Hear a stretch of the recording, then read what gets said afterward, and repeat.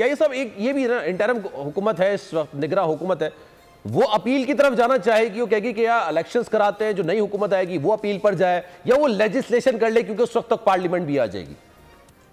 देखिए, federal government जो है वो कॉम्पिटेंट है, वो केयर टेकर गवर्नमेंट भी हो, लेकिन under the rules of business वो एक कॉम्पिटेंट एंटिटी है टू फाइल दी अपील, और अपील का ऑब्वियसली एक टाइम फ्रेम है जो प्रैक्टिस एंड प्रोसीजर एक्ट ने दिया है।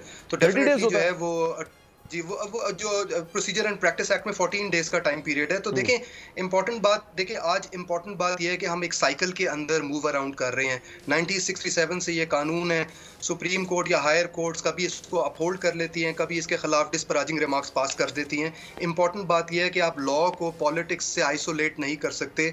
नेशनल सिक्योरिटी एक इंपॉर्टेंट डिलेमा है, आप उसको इग्नोर नहीं कर सकते, आप उससे भाग नहीं सकते।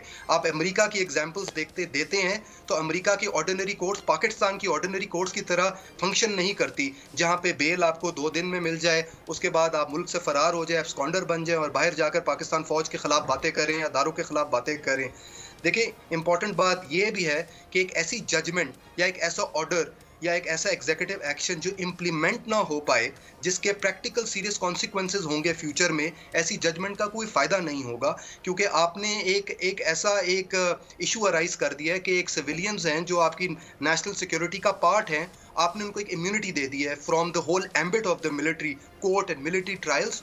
जैसे हाफिज साहब ने कहा, जो एक ग्लोबल स्टैंडर्ड है, जो एक globally acclaimed and globally accepted एक प्रोसीजर है। देखिए, एक आपका मुल्क का एक नेशनल लीगल सिस्टम होता है, उस लीगल सिस्टम के अंदर ऑर्डिनरी कोर्ट्स हैं, लेकिन उसी सिस्टम के अंडर आपके स्पेशलाइज कोर्ट्स भी होती हैं। अगर तो आप कह दें कि स्पेशलाइज कोर्ट्स ही गलत हैं, तो फिर तो आपके टेररिज्म की कोर्ट भी फॉल कर जाएगी, आपकी बैंकिंग कोर्ट्स भी फॉल कर जाएंगी और सारी कोर्ट्स फॉल कर जाएंगी, और आपके ऑर्डिनरी कोर्ट्स के ऊपर एक प्रेशर होगा टू डिलीवर।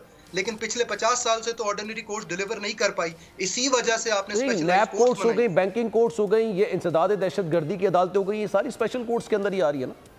जी देखिए, इसमें तो यही मैं आपको कहना चाह रहा हूँ कि आपका एक नेशनल लीगल सिस्टम होता है, उस लीगल सिस्टम का ये पार्ट एंड पार्सल है। क्वेश्चन सिर्फ ये था कि ये आर्टिकल 10A के अंडर फेयर ट्रायल है या नहीं है। तो आप फेयरनेस क्रिएट करने के लिए ऑब्जर्वेशंस दे सकते हैं, अपनी रिकमेंडेशंस दे सकते हैं, और फेडरल गवर्नमेंट को उन रिकमेंडेशंस को इंप्लीमेंट भी करना चाहिए। लेकिन ये कह देना कि मिलिट्री कोर्ट्स को ही खत्म कर दिया जाए, सिविलियंस का ट्रायल खत्म कर दिया जाए, ये स्पेशलाइज्ड कोर्ट्स ही फेयर नहीं है, ये एक ऑब्जर्वेशन है जिसके अनइंटेंडेड कॉन्सिक्वेंसेज होंगे फ्यूचर के लिए, और ये इम्प्लीमेंटेबल नहीं होगी। कल एक और जैसे पेशावर आर्मी पब्लिक स्कूल का हमला हुआ था, कल एक और हमला हो जाएगा and we will be back to square one.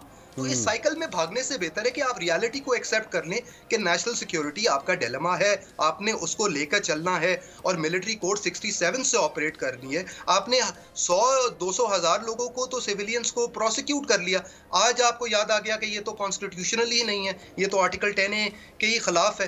तो कल की सुप्रीम कोर्ट उसको बहाल कर देगी, तो there has to be a stop somewhere. Subscribe करें और बेल दबाएं ताकि कोई खबर रह न जाए।